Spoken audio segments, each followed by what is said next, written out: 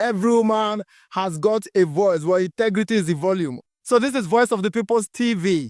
Voice of the People's TV. So this is the people's voice.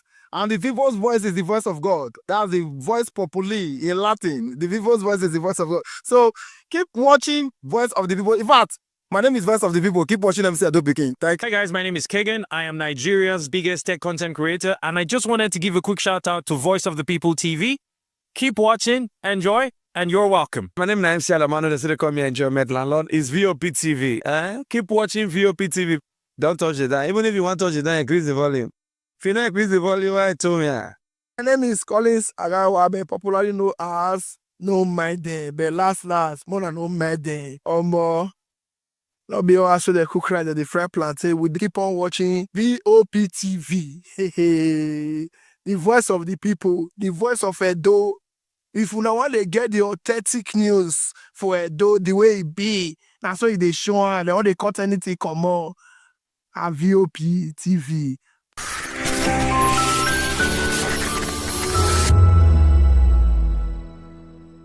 We encourage you to click on the like button and subscribe to our YouTube channel. We are Voice of the People TV. Also follow us on all our social media platforms. We are at VOP TV Live. Visit our website www.vop.ng for fresh and trending news. Also watch us live on SLTV channel 264.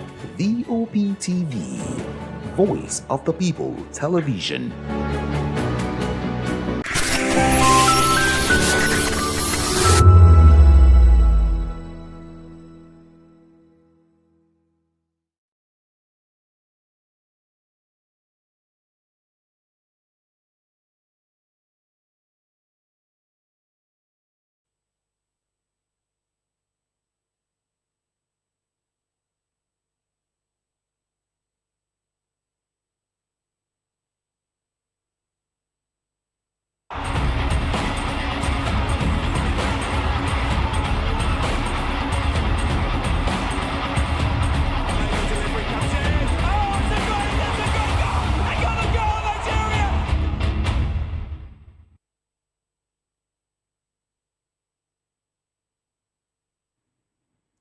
It was an intense atmosphere right there in England yesterday, particular edition.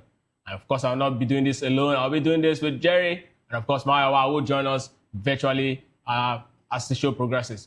Hey, if you want to be part of the show, all you need to do is to like, share, and of course, subscribe to our YouTube platform.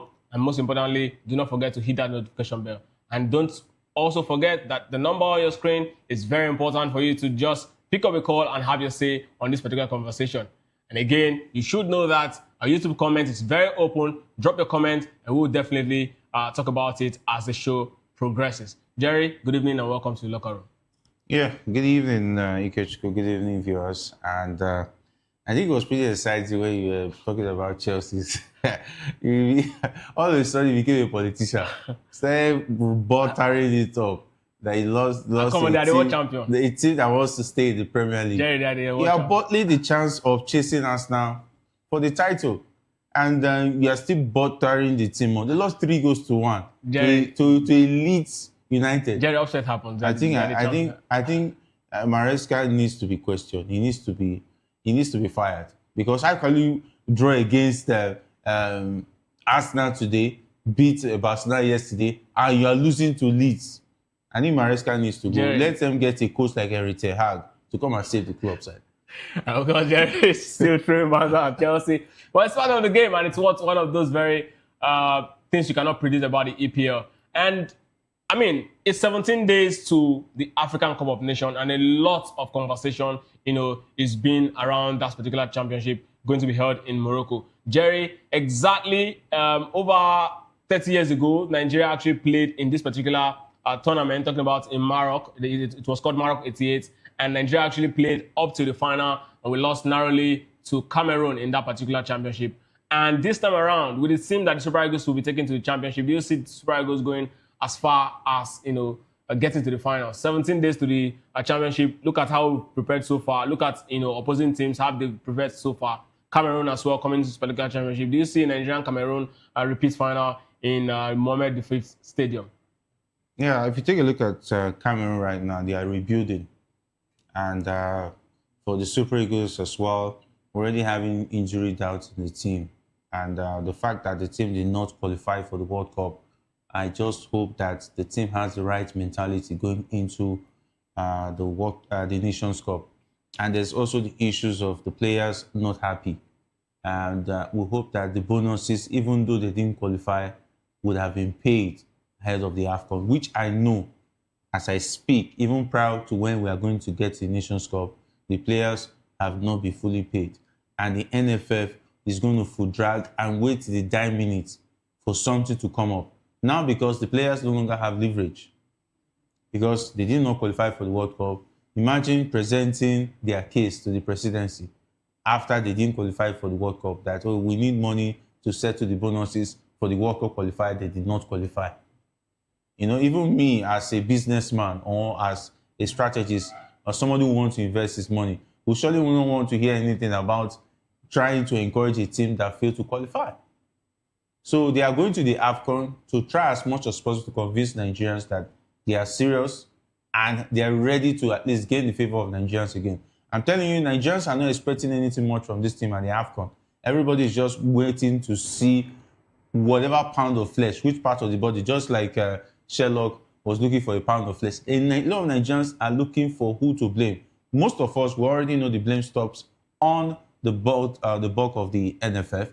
But meanwhile, the players will also need to prove themselves that they still have what it takes. So the NFF have set a realistic target, semi-finals, and the last time Nigeria actually played the Nations Cup in Morocco in '88, Nigeria got as far as the finals, losing narrowly to Jamila-inspired Cameroon side. And today we have a striker in Victor Osimhen in the mode of, the late Rashidi Yekini at the time, who was arguably one of the fierce, most feared striker in Africa at the point. Of course, Osimhen's quality at this point even transcends, Africa. But then, do you think with that, sort of quality that we've got in Osimhen and this team that we have going into that particular championship, if you recall that same team also got to the semi-finals, I think 2 years later in Algiers, and of course, in Senegal 92, and then eventually become winners, in 1994 Nations Cup. So look at how far we've traveled. We lost the Nations Cup 1-0, 2 goes to 1 narrowly 2 years ago to the Ivorians, eventual host and winners. And now we are looking at going to Morocco, where a ground where we've actually tasted victory. We've won 2 we've gotten to finals in numerous occasions when we play in North Africa. North Africa seems to be a very good place for the Super Eagles. Look at the team that we have. We have arguably the most valuable squad in Africa in terms of the level where our players play. Do you think we can go as far as actually going, getting to the finals or possibly even picking this one? Yeah, ordinarily when the Super Eagles is going to the Nations Cup, they're always dubbed as one of the favorites. And it's pretty sad that in spite of the favorite tag and the quality of players we produce over the years, we've only been able to win just 3 African Cup of Nations, which is pretty sad. And of course, it shows that we've gotten the final numerous times, losing. Yeah. I think we're about 3 finals to Cameroon. Yeah, I think we are the team with the most bronze medal. Yes. As far as the African I think about 6. Yeah. So if you calculate those bronze medals, imagine they were gold medals. And the semi-finals. And the semi-finals, and as well as the finals, which we even lost. Imagine we won all of those competitions. I think we'll be the most decorated team in Africa. But unfortunately, we've been the nearly miss team. And of course, even the calculation was even maybe after 15 years. I think the last time one was in 2013. Yes. And I think it's not 15 years yet. So if we want to look at that, maybe the circle is not ripe yet for the Super Eagles to win the AFCON. Because last time we came close. I don't see a reason why the Super Eagles will be going to the AFCON and the NFF will be telling us that talking about the benchmark should be semi-final. The players should be driven with the ideology that they are going there to win the 4th AFCON. The 2013 championship that we won is over 15 years. Over 15 years. Okay, maybe it's we're overdue. We're overdue. No, I mean, from 94 to 2013 was over 15 years. Okay, I think about 20-something years. About 19 years. 19 years. Yes. So we'll have to do another 19 years before winning our next AFCON. I think that is pretty sad. But if you look at it, we should be going to the AFCON to win. That should be the mentality of the players. And the fact that the team were in the final the last time and we didn't qualify for the World Cup, I think the best thing the team should be thinking about is winning the AFCON. They should forget about what happened in the World Cup qualifiers. Because if you look at our AFCON qualifiers, we qualified easy with 2 games to spare. So it means that we're doing something right. Maybe when they hear the AFCON, they do better. When they hear the World Cup, maybe somehow they are not interested in going. Because take a look at the performance of the World Cup qualifiers, nothing to write home about. But I think the injuries we're already having in the team is making me worried. But anyway, when you least expect the Super Eagles to do well, they eventually go on to surprise you. But when the expectations are high, they find a way to disappoint you, just like the way Arsenal have been doing to the Arsenal fans, and of course Manchester United in recent years. Well, Jerry, but I mean, sincerely, right?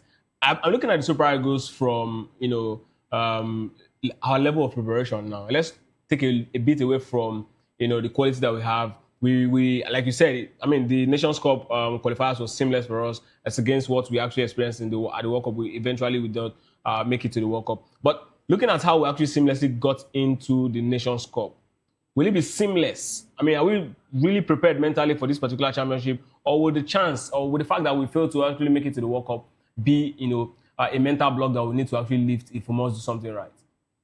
Yeah, mental block. I think it has to do with the coach.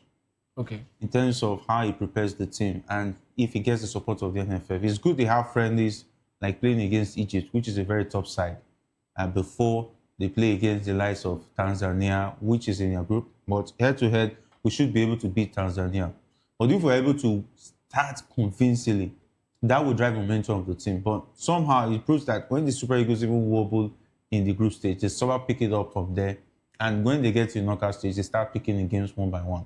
Whether you like it or not, the Super Eagles is one, if not the most difficult team to beat in Africa because of the quality we possess. You will have to do extra, more than 100% to beat the Super Eagles. Any team in the world.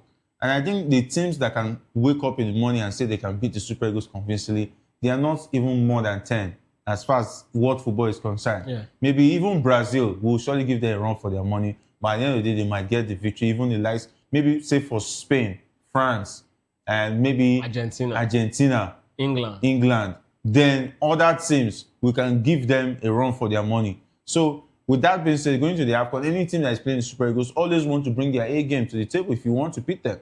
Even Cote d'Ivoire know what they saw before they got that victory. It was just the individual brilliance of Sebastian Haller that got that goal, and the victory was assured. So going to the Nations Cup, if the Super Eagles get their act right in terms of converting their chances and they're in the right frame of mind, which I doubt at the moment, Eric Chell will have a lot of job to make sure that the players are in the right frame of mind. The NFF will need to assure themselves that they are ready to give the team support. Can you even believe that, according to somebody in the NFF, this will shock a lot of Nigerians to understand that people in the NFF are working against the Super Falcons. They are even praying that the team does not even make it past the group stage. That is why they deliberately did not arrange a friendly for them ahead of next year's WAFCON. Wow, that's a lot to actually look into later. Because they are angry because of what happened after the money that was shared for winning the WAFCON. Wow. And the way the players came about it. So they want to make sure that they want to see how the team, because they believe that they did it on their own, let them show them that without the NFF, they will not be able to win their WAFCON. Let them see how they will do it on their own. So now they are deliberately frustrating the efforts of the WAFCON. So which means there's a possibility they can also deliberately frustrate the efforts of the Super Eagles. Because now the Super Eagles have hung them out to dry. Let's look at how they came out and protested prior to the World Cup qualifiers. Nigerians have now seen the NFF as the major reason why the team did not qualify for the World Cup. So going to the AFCON, they might deliberately decide to frustrate the efforts of the team and see, okay, go and do it on your own. Okay, so you know how to protest. Oh yeah, protest. Anytime you need money, if they serve you rice money afternoon at the hotel room, go to social media. You even had the infantry, it will be posting a video. If the NFF decide to take all of this personal, you know how dirty they can be, how unfortunate in terms of their ideas and ideology can be. And if that is passed on to the team, we might see the team crash it out of the group stage. So sad. We understand that Maiwa is saying, Maiwa, good evening and welcome to Locker Room.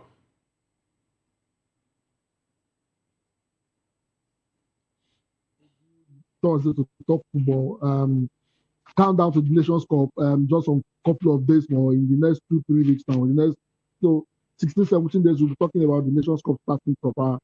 And I hope our FA and our boys will be up to the task of probably doing better than they did last time. But in any case, it's always amazing to be here. Thank you for having me. Maiwa, let me hold you there. So we're still talking about the countdown to Nations Cup, 17 days precisely to that particular championship.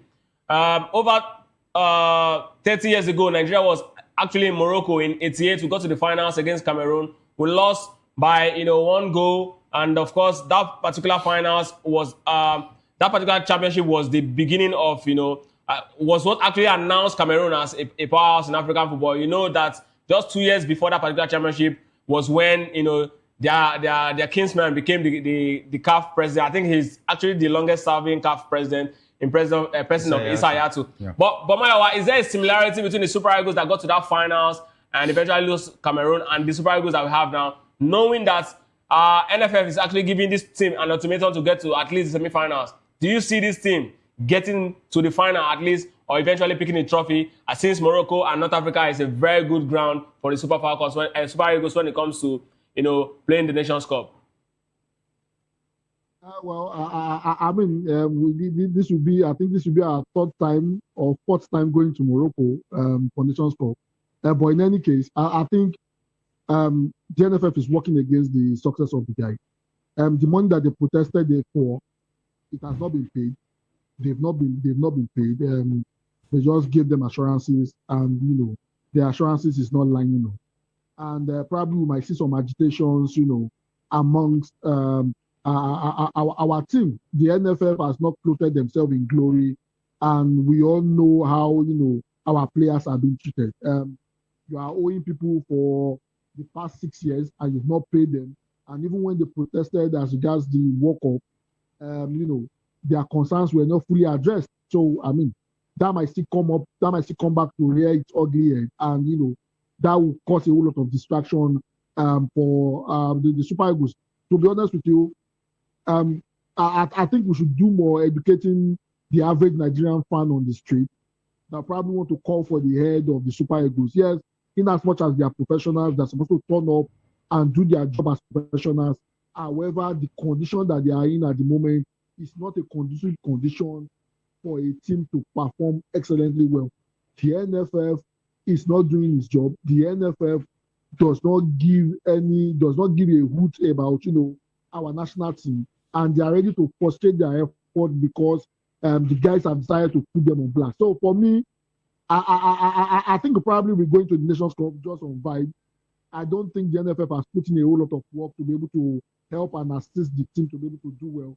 So I will just put it this way: waiting, we'll see. We collect in terms of the Nations Cup. To be honest with you, if we get to do well, probably we get to do well on individual brilliance, not because we have a solid team backing or supporting our team to be able to do well in that particular tournament.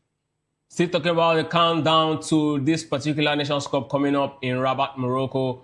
And of course, one man is not even having it at all because FIFA just released, the release date for players. And of course, FIFA actually moved the date from 8th to 15th of December, which means exactly players will be arriving camp just 7 days, which is 7 days to exactly a week to the official opening of the African Cup of Nations, which is on the 21st of December. And Angola's head coach, Patrice Boemela, has expressed strong criticism to FIFA regarding its recent decision to change the mandatory players release date. And I think we're here having this conversation about, the fact that a lot of club sides across Europe doesn't respect the AFCON. And the coach of Angola actually described FIFA's, recent release as a disregard and disrespect to African football, African footballers, and of course, AFCON as a whole. Jerry, what do you comment? Yeah, anytime, any day, the AFCON will continue to struggle to match its identity with top competitions like the Euros and the Copa Americas of this world. Anyhow you see it, they will always be catered in terms of the respect and the attention a competition has. Because if you take a look at, it's just like saying the CAF Champions League. But Jerry, what's responsible for this? What's responsible for this is just like football, for instance. It's an European sport, whether you like it or not. It came from Europe. And there's no way that those who originated it, you will now be higher than them. The only thing you do, you are trying to copy what they are doing. But Africa, when you are copying something, do it well. But South Americans also play their championship, and they don't give them this sort of, South America has found a way to make sure that it does not inconvenience anybody in terms of the way it's been run. No, before they moved it to European style calendar, they go for their championship and they don't care. They just, and they know the struggle they went through. Because it will always be a struggle. Because South America, Europe, whether you like it or not, Europe has a bigger pedigree. And the fact that it's only in Europe they pay players that huge amount of money. But they don't disrespect them when it comes to their major championship. What is disrespect, for instance? 2 weeks to the tournament. I mean, that should be enough. But now FIFA is reducing it 7 days to a major tournament. Yeah, that is because if you look at it, I think, was it the last two AFCON? The AFCON was shifted to... That's COVID, for COVID reason. Every it was shifted tournament, to June, July. Yes. And FIFA was expecting that CAF will maintain status quo. Since they can host it June, July, why not go ahead to do other competitions that way? Rain. Why not invest? Yeah, invest in covering your stadiums when there's rain. Yeah, if Africa want to do the big boy, if you want to play with the big league, play with the big league. For instance, if Morocco is hosting the AFCON, or Nigeria, or whichever country is hosting the AFCON, they are playing in June, July, the stadium have world-class facilities. Look at when Japan, Korea wanted to host the World Cup, they wowed the world. They brought a lot of new developments. Even FIFA were wowed. And since then, when it comes to football, Asia was now getting the respect it deserved. After Japan, Korea World Cup, the likes of Japan and Korea started earning their respect in the sight of world football. When South Africa hosted it, Africa started getting a little bit of respect. Before the South Africa hosted the World Cup, we all know how Africa was treated among world football levels, because Africa has never hosted the World Cup. Africa was not given the respect. During those days, players were coming 2 days, 3 days to the AFCON. Some were even missing the group stage. Let's not forget, it was a struggle at a point in time for the Super Eagles to have their players ready for the AFCON, even other countries. It's not easy, even now. No, Jerry. I mean, we used to have our players before the major tournaments. At a point, it became a struggle. Africa was losing its respect. Even then, we have bigger players than we even have now. I remember the days of JJ Okocha and co. Save for some players who were not playing in big clubs then, they were released on time. But the ones who were playing in big clubs, in quotes, were finding it difficult to make it to the AFCON. Even it happened in last AFCON. Let's not forget Onana. Onana was playing Manchester United game and came 2 days after. But it was his decision, because the club has, officially FIFA has released him on a good day. But Jerry, Feka Foot will stand his ground and tell Manchester United, don't play him because he's coming to the AFCON. Jerry, the difference... For instance, Africa football has... Let me make you understand something. If Africa football has his respect, and let me drive this point. If Africa has his stance, imagine the French national team, the Les Blues, and the #1 goalkeeper, for instance, wants to play for Manchester United, and the Blue has a match, and FIFA has already recognized that he's supposed to release 2 weeks before. Even if the player has it at the back of his mind that he wants to play for his club, do you think the country will not say, whatever decision you have, we are overriding it, you better come? If not, your chances in the team is gone, and we're going to banish you forever. Would Onana make that decision?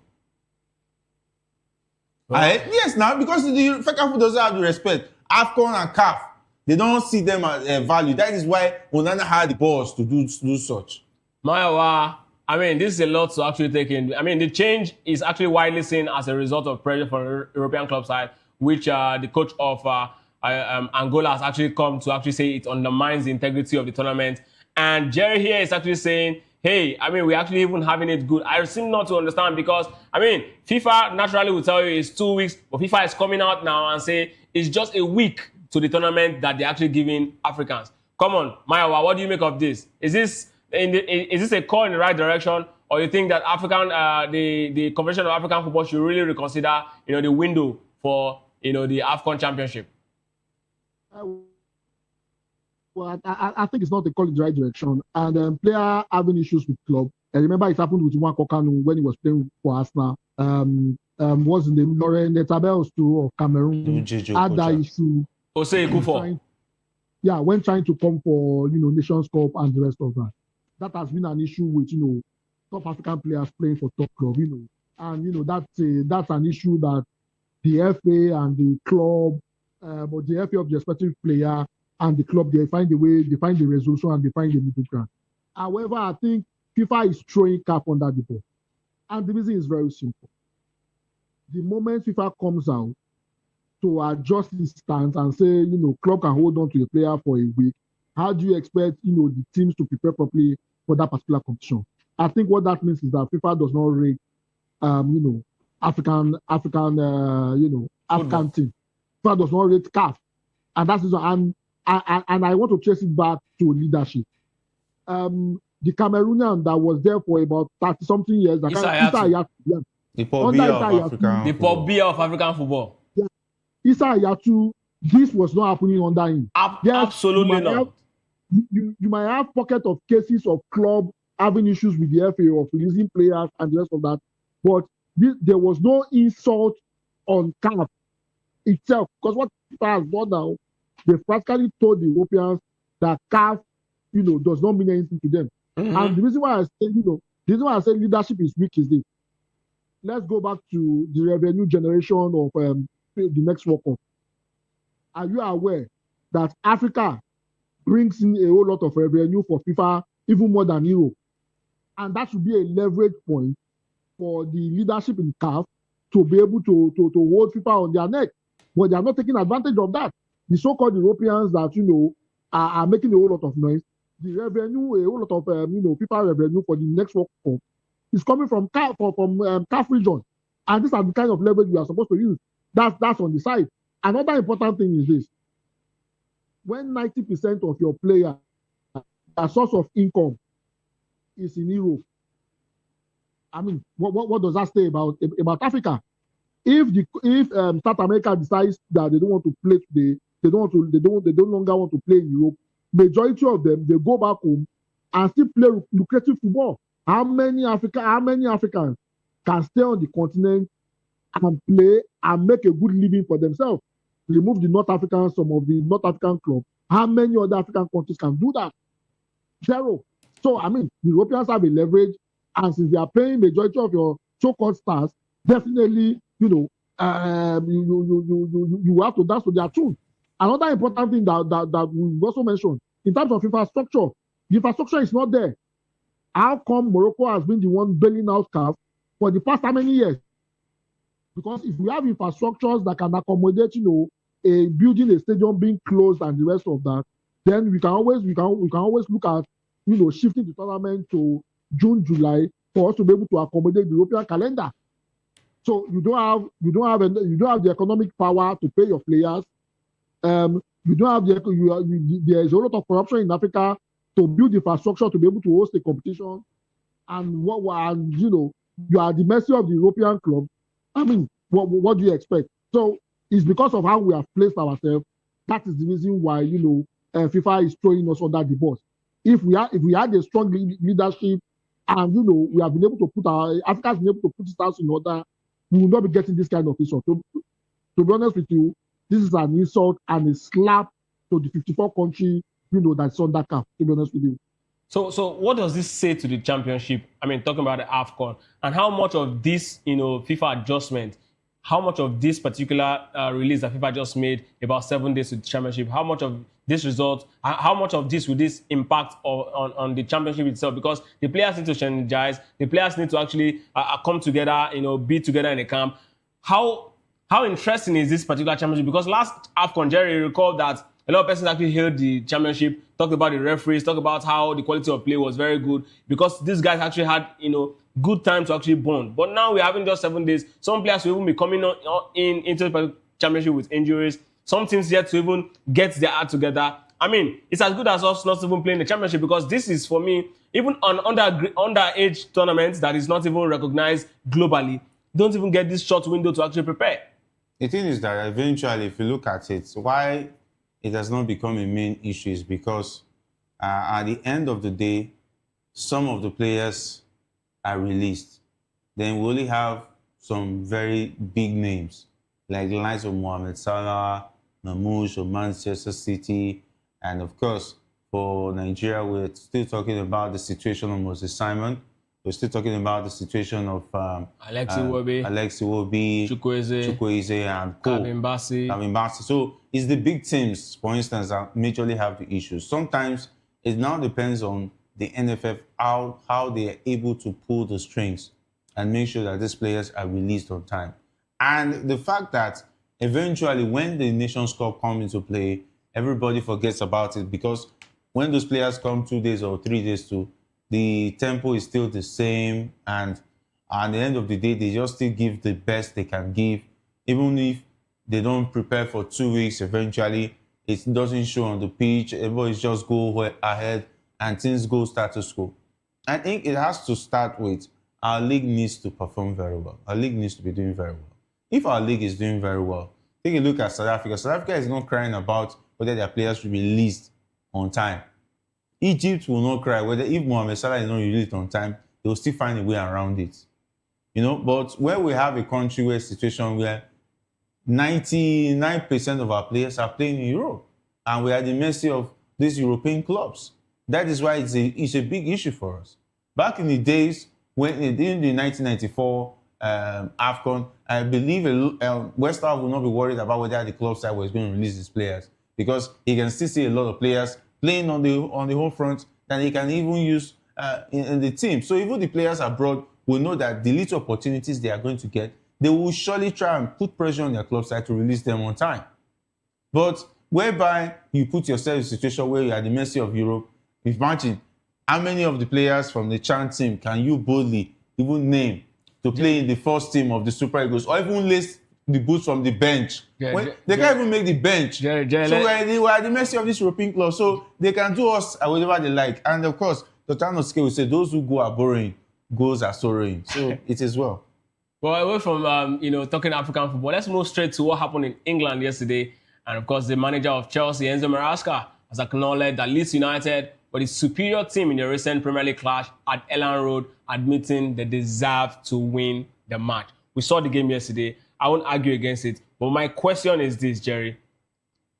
Is the absence of Moise Caicedo really missed? If he had been in that game, just have a chance to actually, would have won that particular game or even pick up a point? Yeah, maybe they would have stood a chance of winning or maybe picking a point. But I think Caicedo would have to tell Tosin what to do. And this is the same Tosin that was giving us ultimatum that they will have to qualify for the World Cup first, and we will have to wait, telling us when he will be ready. I think this is already enough. We have seen enough. Tosin should keep waiting on England with that kind of performance. And I know he's going to retire without playing international football eventually, with the way it's going already, because he does not cut it. Is it the kind of defender that want to bench Calvin Bassey? Even with Benjamin Frederick, I will pick Benjamin Frederick 1 million times before I will even consider a Tosin. Even some players in the league, in the NPFL, will not give such a disgraceful performance. And for Chelsea, I think well-deserved victory for Leeds United. They did come at Chelsea. They didn't give them any breathing space. They didn't even respect them. Whether you are world champion of one celebrated a glorified pre-season tournament, they didn't even care about whether you are beating Barcelona before. That is how the Premier League is. Any team can beat any team. And of course, Leeds really showed good performance, good football. And of course, Chelsea, it shows that they are just pretenders as far as the league title race is concerned. Because prior to that game, Maresca said he was going to wait till January before he would say that whether they are contending for any title or not. That's the same mistake he made last season, and he's making the same mistake this season. I just wish them all the best. Mayowa, Chelsea further fell down, the pecking order in the league at this point. Right now, they are very much third on the log. And look at that game yesterday. Tosin Aderabioyo is getting a lot of stick. Is it good riddance for Super Eagles, or do we still think that, yes, he might have a very bad day? Because I saw him at the Club World Cup. He did a very good job against PSG. I mean, is this just one of those bad days? Is this one player the Super Eagles will still be hoping to actually get into the fold if he decides to play for the Super Eagles? Or would that performance seal it for you, say, no, I don't need Tosin, just like Jerry said? Tosin should stay in England and be enjoying himself. First of all, his attitude towards Nigeria is horrible. I would not want him as part of the team. He's going to infect the team with his horrible, attitude, and that is wrong. So I think he should stay far away. Also, his performance has not been consistent. How often does he play for Chelsea? It's not even a regular for Chelsea. So I was not surprised with the performance yesterday. Yes, I think they missed a whole lot of Caicedo in the midfield. If Caicedo was there, he would have provided a bit of cover for Tosin. Tosin was a bit exposed, and that's the reason why we could see a whole lot of his flaw yesterday. In as much as he's a terrible, he has been in terrible form. He has not been performing He has not been performing well. He perform, you get one good game from him today, and in the next 4-5 games, you will not see him. That is if he gets to play, if he's not benched. So I was not surprised with the performance. I think Tosin should continue staying in England. He doesn't have the quality to even sit on Nigeria's bench, and that's just the honest truth. For Leeds United, I'm really happy for Daniel Parker. They are striving to get the result. They play good football, but they always, squander chances and not, take their chances. Yesterday, Chelsea played into their hand by featuring a Tosin Aderabioyo, that was not in that particular game, and they took advantage of that. And I'm really happy for them. They finally, were able to dispatch the Chelsea side, and probably, the pressure of relegation, is taken away from them based on the fact that they were able to dispatch Chelsea. So, good for Leeds United. Tosin Aderabioyo, stay away from Nigeria. But Mike, we're still with you. Let's still talk about what happened yesterday in England. And this time concerns Liverpool. Former Liverpool striker Robbie Fowler has urged the club to actually target Bournemouth, Antoine Semenyo, and Crystal Palace Maguire in January transfer window after a shaky start to the Premier League title defense. Of course, the Reds almost lost that game yesterday. It was a very difficult game against a very, very stubborn Sunderland side. We saw the game yesterday. First of all, what exactly is wrong with Liverpool? I was seeing that game, and immediately the coach actually took out the defender, the right back, Gomez, and brought in, Curtis Jones. I knew something bad's about to happen. Is it that the coach has lost it, or is it that the players also do not understand what to do at this point in the crucial minutes of the game? Well, I think the coach has lost it, and the slot needs to thank Chiesa. If not for Chiesa, the counter in the 96th minute would have probably resulted in a goal, and Chelsea Liverpool would have lost that game. So, and the slot needs to thank Chiesa. Jerry needs to thank Chiesa. Probably text him and thank him for getting you 1 point. However, I think, to be honest with you, I think. And the slot is a bit confused. He doesn't have an answer to what is going on. He continues to bench Mohamed Salah. And if I'm not mistaken, I think very soon we'll start hearing reports of and slot losing the dressing room. You cannot be keeping a Mo Salah on the bench. Somebody who has deep roots in that particular club. Something is bound to happen. There is bound to be friction in the dressing room. And sometimes about 2 weeks ago, Jai was saying something and was talking about the players not playing. If you look at the game yesterday, I think there's an indication that the players are not playing for the manager anymore. It seems he has offended some of the key guys in that particular team, and they are bound. They are vowed to bring him down. The players are not stepping up. They are not playing for the manager. And that is the reason why we are seeing this. But Maiwa, if you say these guys are not playing for the manager, we saw their last game, they won it. So if they're not playing for the manager, how come they will, go as far as actually win that one? There's already a faction in the team. According to the information, I was following up. Okay, Maiwa, go ahead. They won the game. How? How did they win? How did they win that particular game? They won 2-0. They were not convincing. They were not convincing. Can you compare that side against the side that won the league last season? And remember, until Paqueta got that red card, they were not sure of winning that particular game. If not for the record of Paqueta, I mean, they were not sure of winning that game. They were struggling. They were leading 1-0, yes, but West Ham was coming back into that particular game. So even the last game they won, it was not a scintillating performance. So I mean, to be honest with you, I think as much as you want to throw stone at Jerry sometimes, I think he was actually right. If you look at how the players are playing, there are factions in that particular team, and they are vowed to bring the coach down, and that's what we are seeing play out at the moment.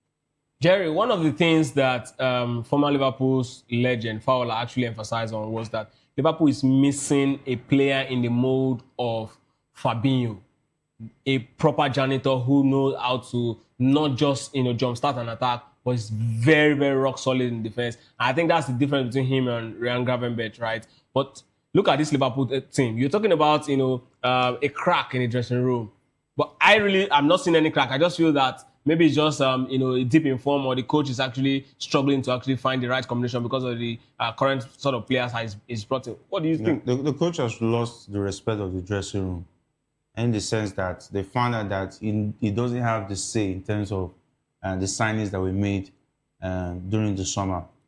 And they were not happy with some players that left, most especially David Luiz. They were expecting the manager to stand his ground.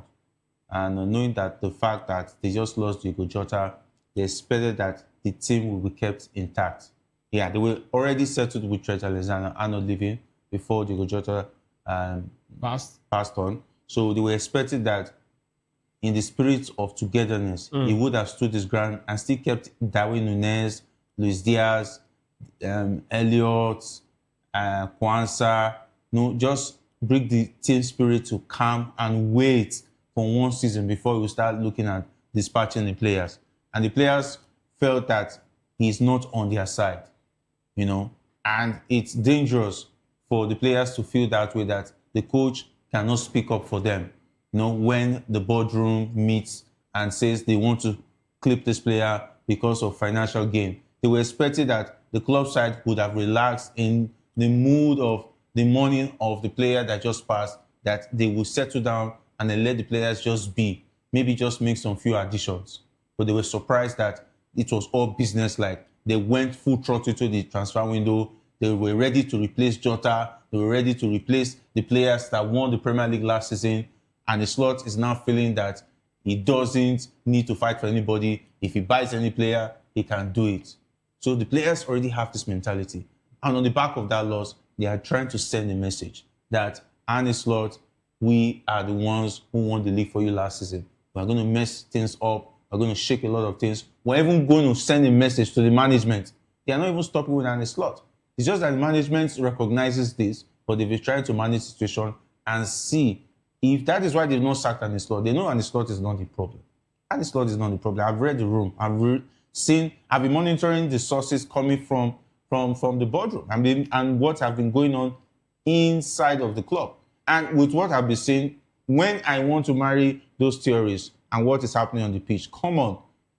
Virgil van Dijk is a professional defender. There is no way in this world anybody will convince me that that hand to that ball was not deliberate. So Jerry, he went that far. So Jerry, still talking about. So even the new players are not in that faction. Wait, Jerry, still talking about what former Liverpool legend said. Another one now is also talking. Jamie Redknapp. He actually is saying that with the way Salah has been coming from the bench, he's most likely going to submit a transfer request come January. You agree with him? Yeah, I think it will be long overdue if he does that. And of course, it will make the club side, who are business-like at the moment, want to send him to the Saudi League. Because if you look at it now, the team is already going through a period where they will need to start thinking about rebuilding. But it will be dangerous. That means Liverpool is going to be willing to go through a spell of uncertainty. And that's dangerous for a club side that just won the league last season, going into a spread of uncertainty. You can ask Manchester United what it means to be uncertain. I'll ask my wife. You just take on vibes and expect anything. Because you cannot... The thing is that when a club side has a winning mentality and goes into a period of uncertainty, it's now a difficult one because you have to think about overhauling the squad. And in this present day football, it's very difficult to overhaul the squad. Go ask Nottingham Forest. They had to spend a lot of money. At the end of the day, you buy a lot of players you don't need because there's no plan, there's no focus, you don't have time. Football doesn't give you time to prepare. And if you want to beat that time, you start spending a miss. You spend like Arsenal, you spend like Manchester United, who definitely, I think they stopped counting the money they spent already on players, because it's difficult for any manager to come and want to buy 11 players who definitely a lot of club sides will not want to buy. So if Liverpool puts themselves in that situation, it's going to be a very difficult one. I think the thing they would do now, if they want to save the situation, is to get another top manager who will bring in a new breath of fresh air. So let's look at top manager. Look at across Europe. Just which kind of manager are we looking at? Xabi Alonso is having issues right now at Real Madrid. I think they can start poaching him, and saying, okay, it looks like it's not going well for you at Madrid. At least as a man who's former manager of Florent Vert, perhaps it's going to actually help bring him back. Maiwa, this speculation about Mo Salah actually arose after he was benched for the second consecutive game, and of course in the recent 1-1 draw that we talked about yesterday. And Redknapp is actually talking about Mo Salah. A man who's giving his all for Liverpool. He's made the club great. He's made himself also great playing for that jersey. I think Mo Salah really, really loves to play for Liverpool. But the way it's going, if Mo Salah eventually exits Liverpool come January, what does it mean for, or how is Liverpool's, let's look at Liverpool's season overview. If Salah leaves in January, what's going to happen to them? Do you see them finishing somewhere around top 10 or bottom 10?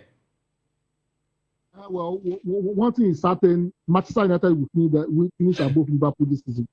And that's number one. Number two. We established it here, Jeremiah. We established it here before the season started. That's a figment of your imagination.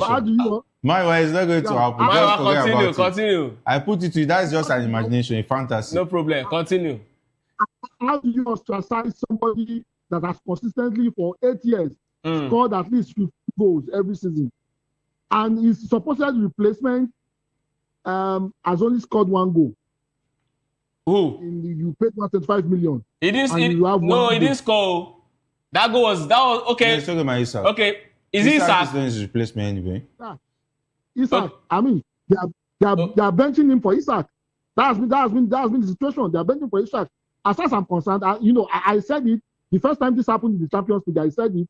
I said Mo Salah, this might be the end of Mo Salah with Liverpool, and we are seeing it. It's been consistent now. By January, Mo Salah leaves that particular club.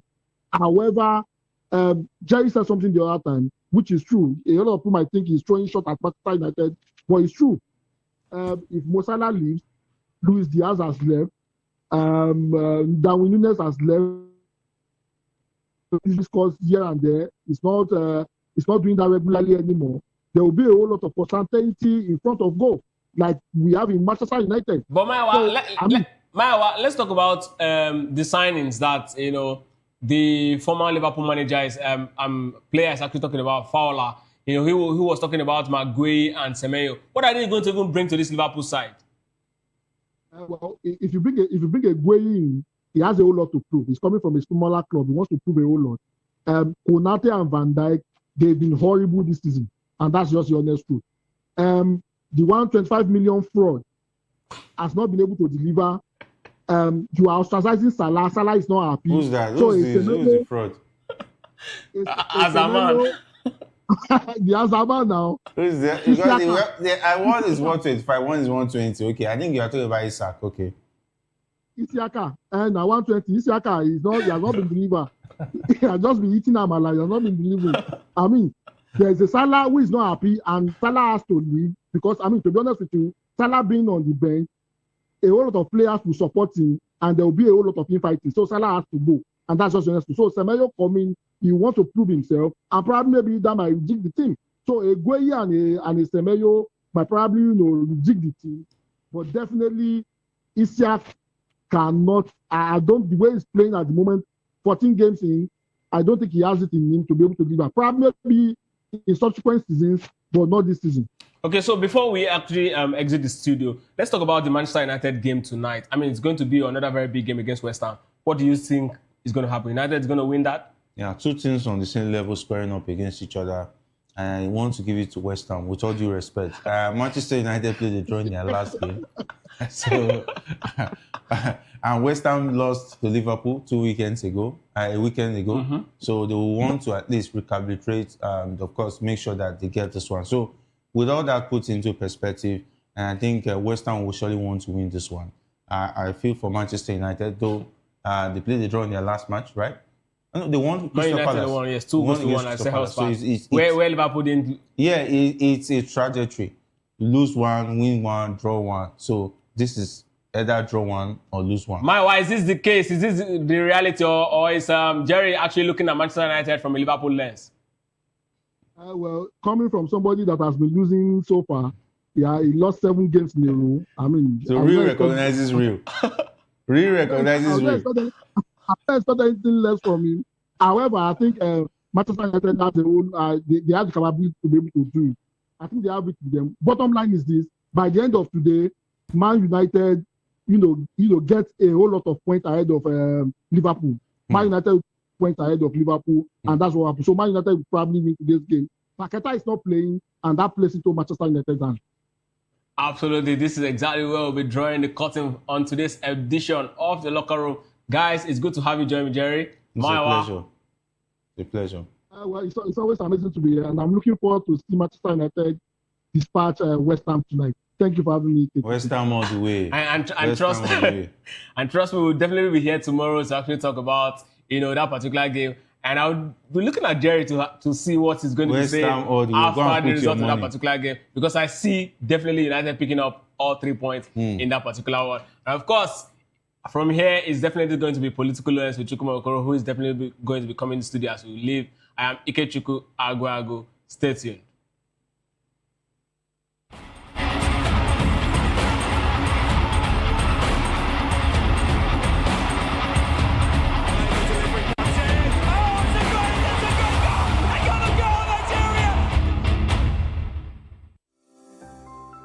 VOP TV. Now, you have more than a voice. Welcome to Kitty's Corner. Every weekend is a new journey. Join Auntie Oni as she embarks on thrilling adventures. Each episode takes the young explorers to a different fantastical world filled with exciting challenges, making new friends and learning valuable life lessons. The show begins with lots of excitement in a cozy storytelling mood. Fairies teach the importance of kindness, honesty, bravery, teamwork, or curiosity. Kitty's Corner is a delightful blend of fun, education, and imagination with catchy songs, interactive games, and heartwarming stories. Join Auntie Oni every Saturday, 10 a.m. to 10:30 a.m. on Voice of the People Television. Kitty's Corner, perfect destination for curious minds.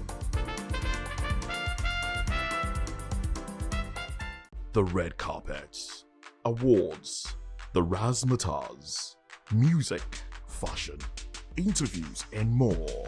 Spotlight on Voice of the People Television. Let's feed you with all the juicy stories in the global entertainment space, bringing you the glitz and glamour as they hot. Stay tuned to Spotlight, 1 p.m. Monday to Friday. Spotlight on VOP TV. Entertainment like never before.